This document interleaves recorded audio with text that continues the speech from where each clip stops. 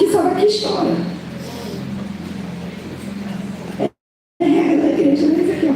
É regra. Só fala aqui quem chora. Só fala aqui quem é sensível ao que Deus quer fazer aqui. Essa igreja tem um dom. Só julga isso quem nunca experimentou isso. Só julga isso quem não tem tanto temor.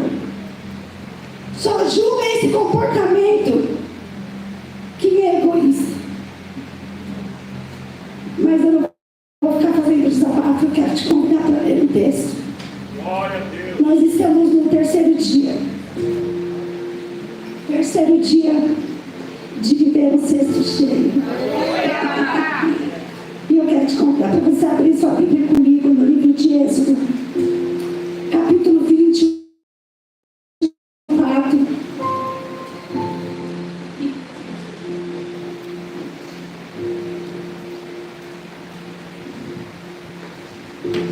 Glória a Deus, aleluia. Achou aí sua Bíblia? Nós estamos vivendo um ano de amor incondicional e vamos dar essa palavra. E como Deus falou comigo, como Deus ministrou no meu coração. Talvez eu não consiga dizer tudo, porque eu acho que Ele falou tanto comigo que eu não vou conseguir falar tudo que Ele falou.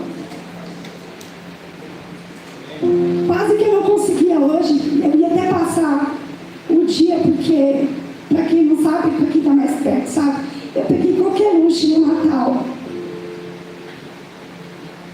E, para quem não sabe, qualquer luxo é tosse por 90 dias. Não estou transmitindo nada, tá, gente? Mas é uma falta de ar e tosse que é muito chato. Mas eu falei, eu não vou, nem que eu pare para tossir, vocês vão glorificando enquanto eu vou ficar tossindo. Tá tudo bem, tá combinado?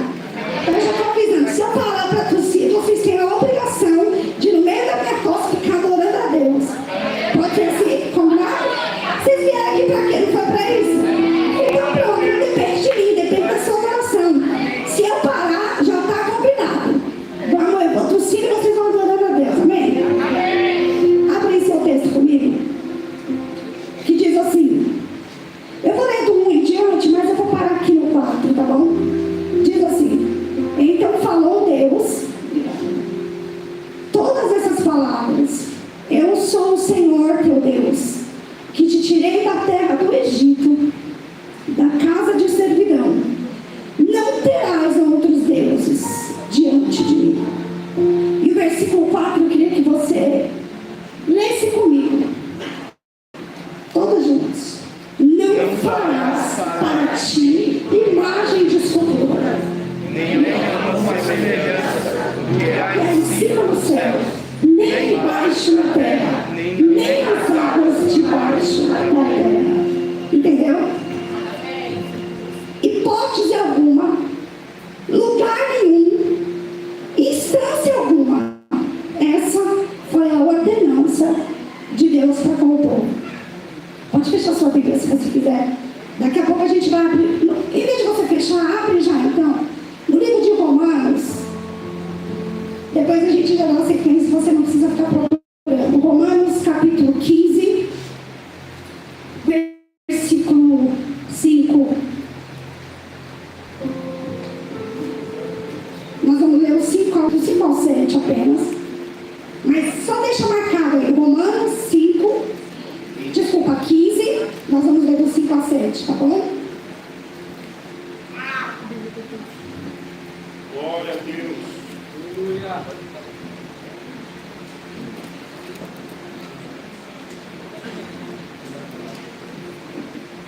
Esse texto que nós lemos no livro do Êxodo é muito conhecido, muito falado. Até as crianças da nossa igreja, elas sabem muito mais do que a gente. Eu até falei isso uma vez aqui. Quando a gente fala de Moisés, elas sabem toda a história de Moisés. E a gente lê um texto agora baseado em um personagem, Moisés.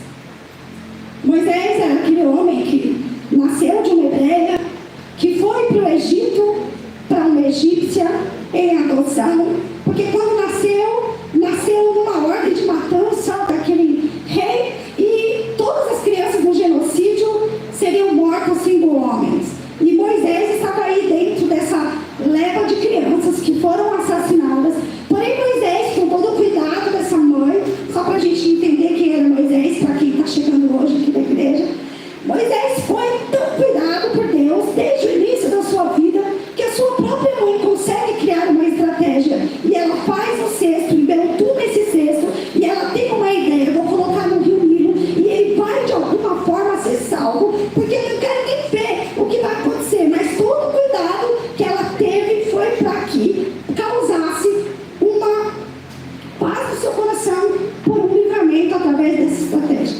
Enfim, Moisés é agora resgatado por uma egípcia que se banhava no rio Nilo, e ela leva aquela criança para sua casa, e aí decorre toda a história de Moisés. Moisés agora é criado com essa egípcia dentro de uma condição muito boa de vida. Moisés é criado dentro de um saber espontaneamente lindo, maravilhoso e cheio de ciência. Moisés conhece toda a história matemática, a trigonometria. Moisés é o cara da matemática, porque Moisés era um egípcio filho de alguém muito respeitado. Moisés era alguém que, se mandasse ele fazer qualquer coisa, ele faria, porque Moisés foi criado dentro de uma classe social que qualquer um de nós aqui, dentro desse fator riqueza, a gente queria estar no lugar de Moisés. Só que Moisés cresce, e Moisés agora já é um homem, já é um adulto. Moisés está lá no Egito. E Deus tem um plano para Moisés, um plano que não acaba. Passa-se muitos anos, Moisés foge, porque Moisés comete um assassinato para libertar o hebreu, porque viu assassinar um hebreu. Enfim, Moisés sai agora desse lugar. E Moisés passa muitos anos, 40 anos, longe de todo saber, conhecimento, teoria que Moisés conhecia. Eu entendo que Moisés ele foi desejado por Deus para uma missão, porque Moisés tinha uma característica. Diga assim comigo, característica. O nome disso, dessa característica, é ego. Vou começar a explicar. Você já ouviu falar de ego? Os psicólogos e psicanalistas a gente tem aqui, e eles sabem que existe o ego. Diga assim comigo, ego, id, superego. Pronto, aprendeu essas palavras? Então dá uma segurada aí. Segura, porque depois a gente volta para ele. Moisés tinha uma característica fundamental, que Deus se encantou com Moisés, e Deus já logo preparou esse plano. Aliás, a gente fala que Deus se encantou numa forma figurada, porque Deus já criou Moisés com essa característica. Então, obviamente, desde o ventre da mãe de Moisés e de toda essa história, Deus já tinha traçado um plano de liberdade para um povo que estaria cativo, e que Moisés seria legislador desse povo. Só que Moisés agora está com um povo que Deus já tinha falado para Moisés: eu quero que você liberte o meu povo que está escravizado. Eu quero que você liberte, porque eu tenho um lugar, uma migração para esse povo. Eles vão sair de uma nação e eles vão para outra, sem ter nem condições de ir, mas eu vou levá-los. Eu quero fazer essa migração desse povo, e você vai ser esse salvador desse povo. Moisés faz tudo o que Deus manda ele fazer. Moisés tira o povo. E Moisés está no monte agora, e Moisés ouve Deus falar com ele. E Deus tem uma promessa. E essa promessa, baseada nessa demora de Moisés, que não desce do monte, o povo lá embaixo vai criar um bezerro de ouro. E o povo começa a adorar, porque o povo tem uma necessidade. Misael me disse uma frase hoje, eu falei para ele: se der, eu vou usar essa frase. E é uma verdade.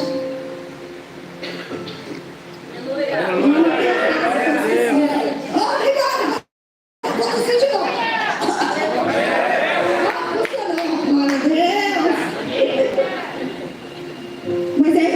Moisés demora quando Deus fala, e o povo com a necessidade. E agora eu vou usar a frase que o Zé me disse: a criatura, ela sempre deseja o seu Criador. Toda criatura almeja. E isso é instinto humano. Todo homem busca um complemento para preencher o vazio da sua alma. Toda criatura busca, mesmo que inconscientemente, o seu Criador. E agora o povo está lá, e Moisés não vem, e essa demora que acontece, o povo está ansioso. E as pessoas querem pegar, palpar, sentir, ver acontecendo alguma coisa para crer. Só naquela época, agora não, né? A gente não precisa disso. Mas naquela época o povo precisava disso. E eles criam um Deus para eles. Só que nesse criar esse Deus, Deus como um pai, Deus como alguém que se declina e vê Deus olha para aquele povo.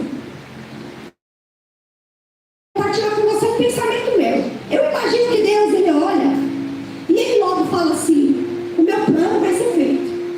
Mas também não pode ser tão fácil assim. Eu preciso que esse povo valorize o que eu tenho para eles. E Deus logo, ele, com seu olhar de misericórdia, ele olha para o povo e ele faz exatamente um contrato com Moisés. Ele chama Moisés. Não sei se vocês já ouviram falar de vassalagem. Já ouviram falar? Então vocês vão aprender essa palavra. Vassalagem. Parece vassalagem. O que era isso? Vassalagem era uma união de reinos, para ficar mais fácil de entender. A vassalagem era uma união de reinos. Um reino maior oferecia proteção para um reino menor, um reino mais fragilizado, um reino menor que não tinha tantas terras, que não tinha lugares para reinar e fazer as suas guerras, e não tinha tanta aptidão de guerras, né? E as pessoas faziam um acordo. O rei maior, o vassalo, ele dava proteção para que aquele povo ficasse protegido e nas suas guerras fosse mais forte. Ou seja, era um contrato feito com reinos maiores e menores para que isso fosse benéfico para ambas as partes. Porque aí o reino menor passava as suas terras, entregava as suas terras para o reino maior, e aquele rei, ele dominava tudo, porém oferecia uma proteção. Eu acredito que Deus, que não é bobo, Deus olha o povo lá adorando uma imagem e Deus fala: já sei, vem aqui, Moisés, vamos fazer um acordo aqui de vassalagem. Deus fala para Moisés: eu tenho um jeito para a gente resolver isso, vamos fazer um acordo aqui, você vai escrever as leis. E ele coloca para Moisés a lei número 1, que a gente leu lá em Êxodo, capítulo 20. E Deus diz para Moisés: eu sou o Senhor teu Deus, que te tirei da casa da escravidão. Não terás outros deuses diante de mim. Essa era a primeira lei, era o primeiro mandamento. Era a primeira cláusula deste acordo. Deus, do versículo 1 ao versículo 4, ele deixa muito claro: não quero, em hipótese alguma, no versículo 4, nem no céu, nem na terra, semelhança de imagem de homem, de idolatria alguma, eu não aceito. Ponto. Causa número 1. Vocês têm que amar a Deus sobre todas as coisas. Amém? Isso é um acordo. E quando a gente fala de acordo, o acordo é uma concordância que não sai caro para ninguém, nem para quem está acordando, nem para quem insere-se no acordo. E Deus fala: está feita a vassalagem. Primeira cláusula: amar a Deus sobre todas as coisas. Do versículo 1 ao 4. Deus só pede para que o povo, para que Moisés entreguem-se totalmente a Deus, o único Deus. E Deus ainda deixa bem claro: olha, vocês lembram que eu sou o Deus que tirei vocês da terra do Egito, da servidão, da escravidão? Vocês lembram? Então, é esse Deus aqui, sou eu. Eu fiz isso e eu quero isso de vocês. Quero que vocês retornem a atenção a mim. Deus declara isso. E aí o primeiro propósito de Deus é: se vocês cumprirem isso, tá fácil. Tá, eu fiz por vocês, façam por mim. Tá tudo certo. Só que agora, Deus deixa muito mais claro e mais difícil claro. Deus diz, versículo 4 em diante, até o 10º mandamento: não farás para ti imagem de escultura, nem semelhança alguma que há em cima do céu, nem debaixo da terra, nem nas águas, nem debaixo da terra. Não adorarás, não lhe darás culto, porque eu sou Deus, o Deus zeloso, e visito a iniquidade dos pais, dos filhos, até a 3ª, 4ª geração dos que me aborrecem. E depois, Deus vem tratando com o ego do povo. Deus sabia que amar a Deus talvez fosse uma coisa muito fácil para o povo, porque as pessoas são gratas. E elas sendo gratas, logicamente para os inteligentes, né? Porque as pessoas que não são muito inteligentes, elas são ingratas. Se você cabe nisso, melhora a sua inteligência. Porque quando a gente é inteligente, a gente vai sempre ser grato a quem nos proporcionou alguma coisa. Gratidão é um ato de inteligência. Gente que não é inteligente, não adianta você esperar gratidão, porque não vai ser mesmo. Tá tudo bem, não é inteligente, não vai ser grato. Lembra que eu falei 3 palavras no começo? Ego, id e superego. Beleza. Deus fez em nós o nosso ego. Peraí, como assim? Estou falando de ego? Ego, egoísmo, é isso mesmo? Não, estou dizendo de ego. Ego descreve o seu próprio eu. Quem você é? Isso é seu ego. Quem você é? Não estou falando de egoísmo. Estou falando de ego. Deus coloca em cada um de nós quem nós somos.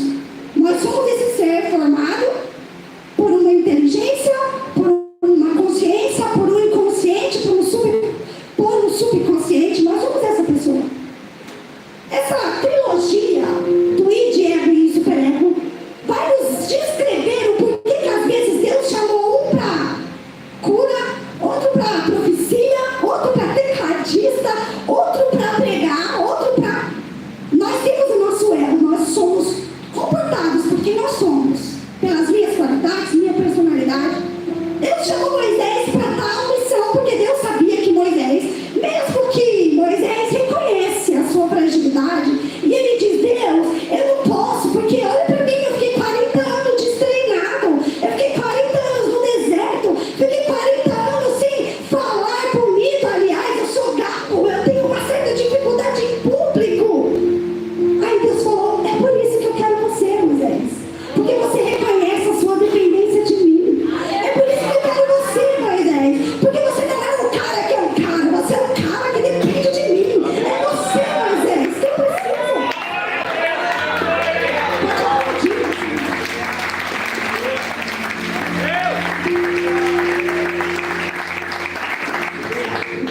Só que a gente tem uma coisa chamada vontade. A gente tem uma coisa que excitação, vontade, desejo. Aquela coisa que a gente nasce com ela. Não tem como dizer, sou crente agora, não tem. Mentira, só se você morrer, né? Aí se você não morreu, você tem vontade. É o que te move, é aquilo que você quer fazer. Isso é o seu id, isso é o seu... Isso que move você fazer, viver, projetar e ter coisas assim. Deus te fez com isso. E Deus sabia que pro povo adorar a Ele com toda essa intensidade, porque tem gente que só vai que pula, tem gente que deita no chão, que chora, que... Isso é vontade. Isso Deus te deu. Se você está hipotímico, deprimido, tem algo errado com seus hormônios, você precisa ter vontade, você precisa estar excitado para fazer as coisas, você precisa ter motivação. É isso que você foi criado para ter. Você tem isso. Isso é seu. Faz parte do seu ego também. Aí a gente tem um superego, que graças a Deus, para as pessoas mais expansivas, existe o superego, que é aquele controle da sua vontade, sabe? Quando você tem vontade de matar alguém, você não mata porque você tem um superego. E você diz: eu não posso, eu até tenho vontade, mas eu não vou fazer.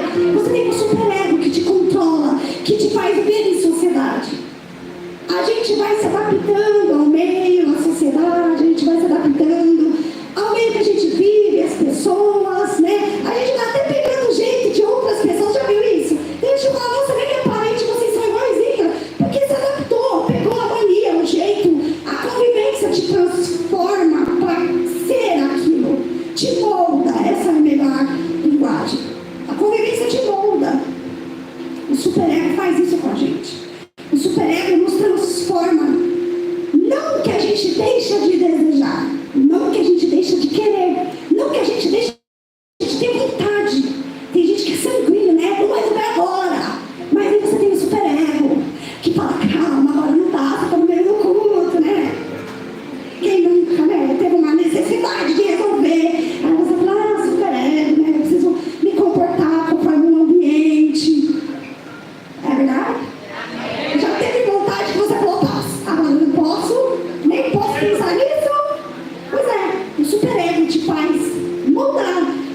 refina, te filtra.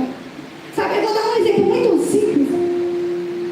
Você tem um cavalo, você vai subir no cavalo e você vai controlar o cavalo.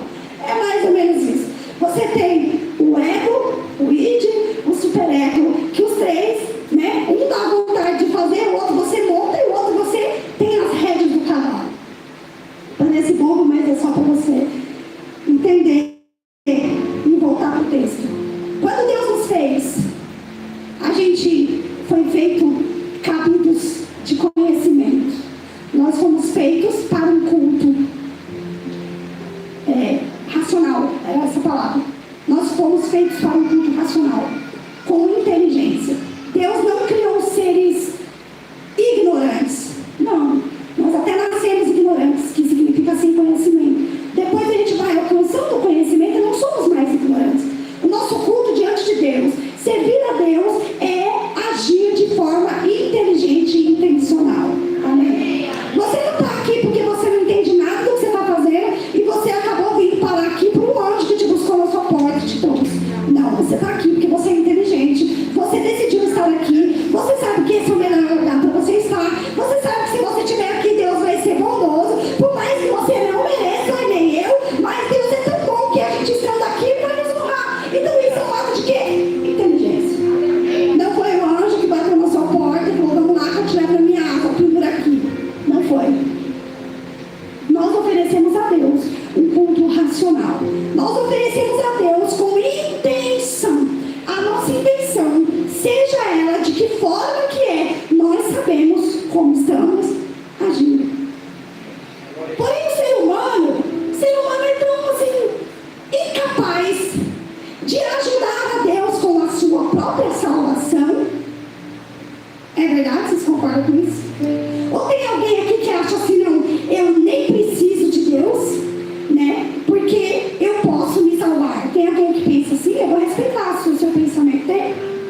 Tem alguém que pensa assim, se Deus não me salvar, tá tudo bem que eu dou um jeito? Não tem? Pois é. E o nome disso que eu acabei de falar é que é uma grande heresia, chama-se pelagianismo, né, Wesley? Eu gosto de ter filhos inteligentes porque eu aprendo com eles, que eu não sou boba também. O pelagianismo é uma heresia, uma teologia herege, viu? Quanta gente inteligente. É uma teologia que caracteriza-se exatamente assim. Eu não preciso de Deus porque eu mesmo vou me salvar. Porque eu sou tão bom que eu vou fazer tudo certo. Eu já amo a Deus mesmo. Então, né? Só que aí Deus, que também não é bom, o que Deus faz com o povo? Antes de inventar o pelagianismo, o que Deus faz com o povo? Romanos 15, vamos lá. Glória a Deus, glória. Glória a Deus.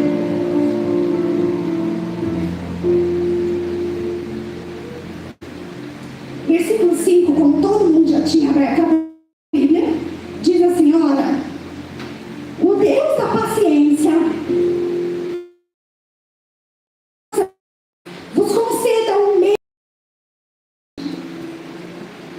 uns com os outros, segundo Jesus Cristo, para que concordemente e uma voz glorifiquem ao Deus Pai, nosso Senhor Jesus Cristo.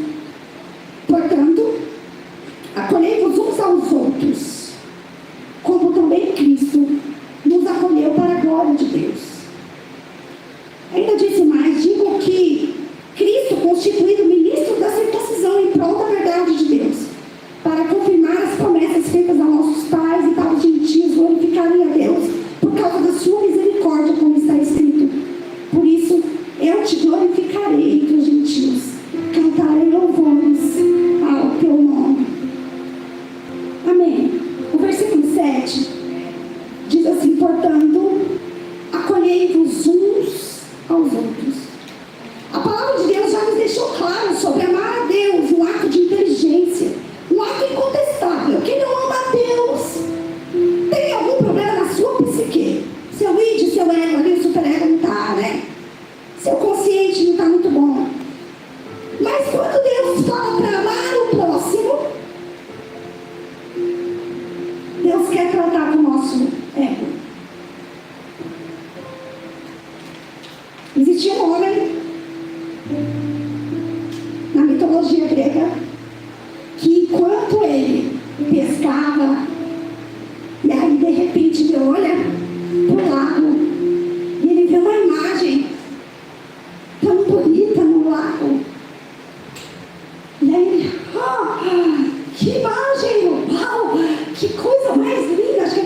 espelho na casa dele.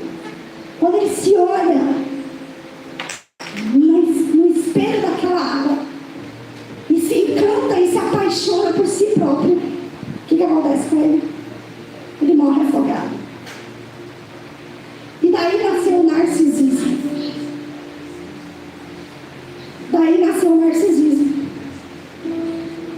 Quando Deus trata com o nosso ego, Ele mexe bem nessa área. A idolatria por mim. E aí, nós temos muitos textos bíblicos que vão nos trazer sobre amar a Deus e não construir ídolos. E eu fiquei pensando, né?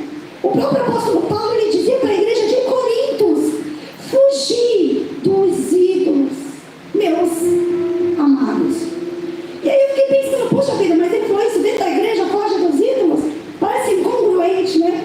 Parece que uma coisa tem nada a ver com a outra, mas ele fala para o povo de Corinto que idolatrava. Eu sou de Paulo, eu sou de João, eu sou do apóstolo, eu sou do pastor Daí, não, eu sou do pastor Elias, não, eu sou do pastor Marcos, não, eu sou do pastor Matiana. E o apóstolo Paulo falou: ei, para com isso. Foge da idolatria. O próprio apóstolo Paulo, ele declara que a idolatria não era ídolos, imagens. Por isso que alguns padres, nossos amigos, eles falam o quê? Podemos ter a imagem. Não é pecado nenhum ter a imagem. A imagem é só para trazer uma lembrança. Quem é católico aqui? Tem algum católico aqui? Tem um, glória a Deus pela sua vida. Os nossos amigos padres pregam assim, não pregam? Eles pregam, não tem problema, pode ter as imagens, porque as imagens só são uma lembrança. Vocês têm que adorar quem? A Deus. Olha só, que pregação. Os padres pregam assim. Eles dizem: gente, vocês podem ter imagem só para lembrar, mas adora só a Deus. Amém? Vocês entenderam a mensagem? Adore só a Deus. Só adore a Deus.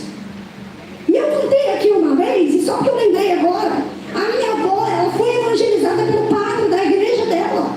Minha avó, para quem não sabe, né, meus filhos já conhecem essa história, minha avó benzia em casa, ela tinha círculo de oração em casa, tinha missa, tinha um texto, tinha tudo bonitinho. Minha avó era muito obediente à igreja, zelava da igreja, era uma diaconisa da igreja. A gente foi ensinado a pedir a bênção para o padre, respeitar o padre como alguém de reverência. Glória a Deus. E aí, um certo dia, minha avó chega na igreja, meu avô se converteu ao Senhor na igreja cristã, evangélica. E minha avó chega na igreja e ela fala: padre, não vou falar o nome dele porque eu acho que não tem problema nenhum, isso é uma história de verdade. E ela chegou e disse: padre Zaga, quem conhece a igreja de Santa Luzia é lá? E ela disse: padre Zaga, minha família toda está indo para a igreja dos crentes e eu estou ficando sozinha. O que o senhor fala para mim, padre? O que eu tenho que fazer? Porque eles estão todo mundo indo para lá e eu fico sozinha aqui. E o padre disse para ela: minha filha, o que você está fazendo aqui nessa igreja?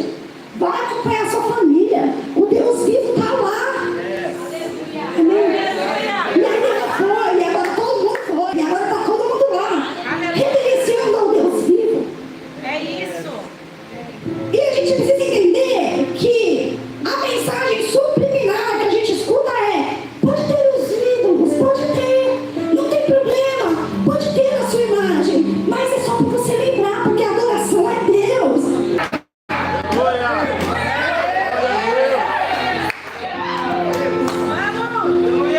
E Deus disse para o povo: beba da água viva. Beba da água viva. Glória a Deus.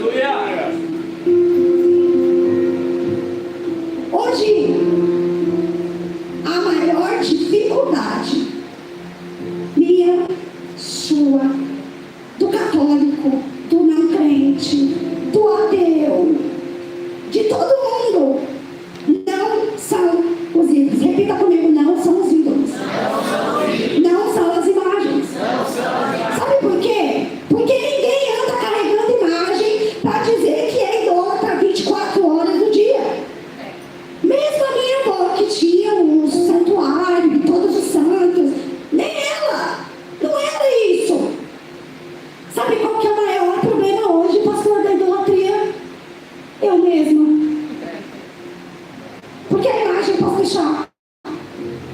Porque alguma coisa eu posso até deixar em casa, mas e eu? E o meu ego? Primeiro eu, segundo eu, terceiro eu, quarto eu. Se sobrar tempo eu de novo.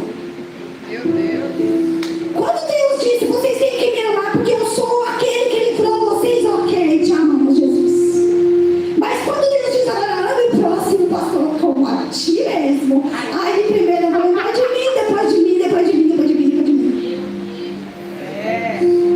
O que é mais importante para mim do que eu mesma? O que supre a minha necessidade e eu quero lá saber de outra coisa. A idolatria hoje, como o apóstolo Paulo dizia, não era sobre ídolo. Não era nem porque eu sou de Paulo, sou de João, não. Ele queria dizer, apartai da idolatria de vocês mesmos. Olhem para Jesus. Glória a Deus. Hoje nós pensamos, eu quero um carro, porque eu serei feliz. Eu compro um carro, e aí existe um vazio.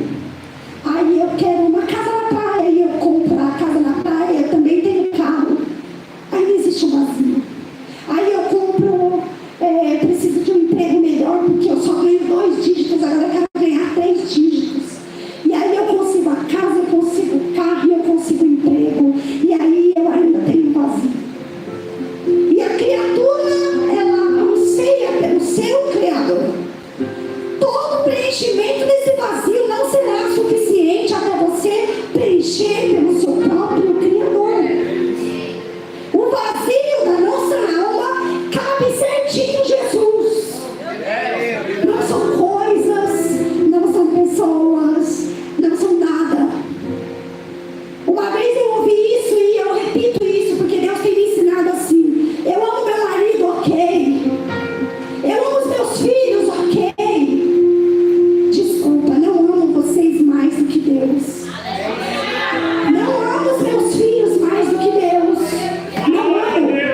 Não amo meu marido mais do que Deus. Eu amo meu emprego, mas eu não amo mais do que Deus. Entende o que é egoísmo agora? Egoísmo é eu amar exacerbadamente, com exagero. Eu não posso substituir Deus na minha vida colocando meu amor pelo meu filho. Por mais que ele me ame, ele me honre, ele é meu filho, eu gerei. Deus é muito mais do que tudo isso.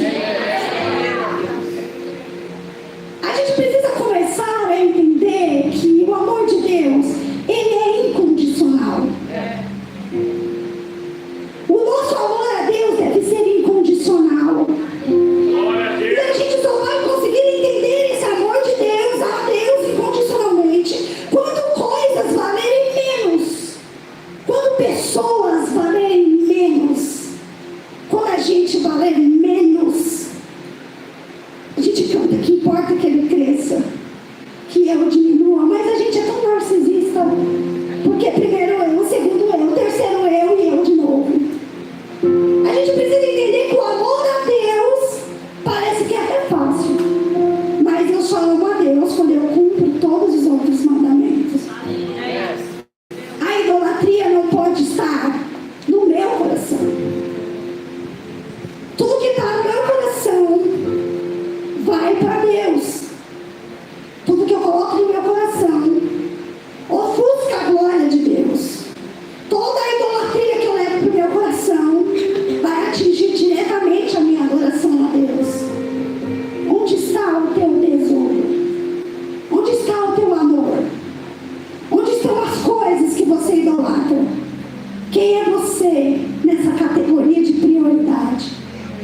O que Deus nos ensina aqui hoje não é que eu tenho que deixar os ídolos, não é que eu tenho que deixar o meu amor ao trabalho, não é que eu tenho que deixar o meu amor ao meu celular, não é que eu tenho que, não, Deus me ensina hoje aqui deixar o meu amor a mim mesmo. Primeiro Ele, segundo Ele, terceiro Ele. Glória a Deus. Muito obrigado, Senhor.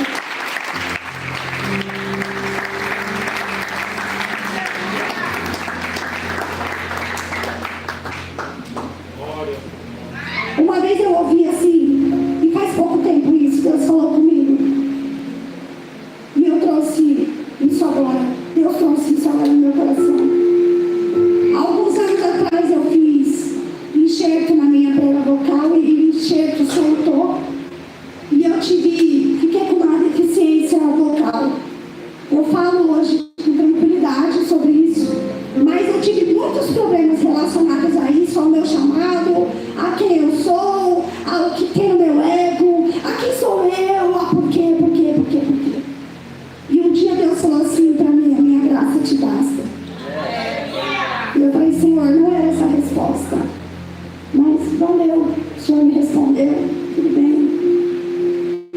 E aí, quando começou, eu nem contei isso aqui, mas vou contar agora. Quando começou, no começo do ano, eu passei com uma fonoaudióloga e ela falou assim para mim: a partir de hoje, silêncio total, pode parar. Cantar, esquece. Pregar, gritar, parou, chega, vamos voltar ao tratamento, parou.